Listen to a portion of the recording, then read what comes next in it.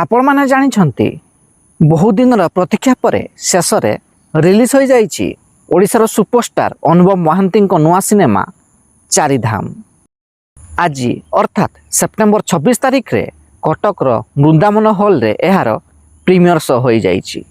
ତେବେ ସବୁଠାରୁ ବଡ଼ କଥା ହେଲା ରିଲିଜ୍ର ପ୍ରଥମ ଦିନରେ ହିଁ ଇତିହାସ ସୃଷ୍ଟି କରିଛି ଚାରିଧାମ ସିନେମା। ଚାରିଧାମ ସିନେମା ହେଉଛି ଓଡ଼ିଶା ଇତିହାସର ପ୍ରଥମ ସିନେମା, ଯାହାକି ସକାଳ 5:30ଟାରୁ ପ୍ରିମିୟର ହୋଇଛି।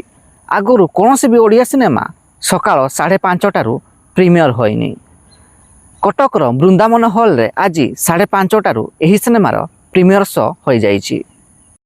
ଅବଶ୍ୟ ଏହା ପୂର୍ବରୁ ରଜରେ ରିଲିଜ୍ ହୋଇଥିବା ବାବୁସାନ ମହାନ୍ତିଙ୍କ ସିନେମା ବୋଉ ବୁଟୁ ଭୂତ ରାତି 12ଟାରେ ପ୍ରିମିୟର ହୋଇଥିଲା।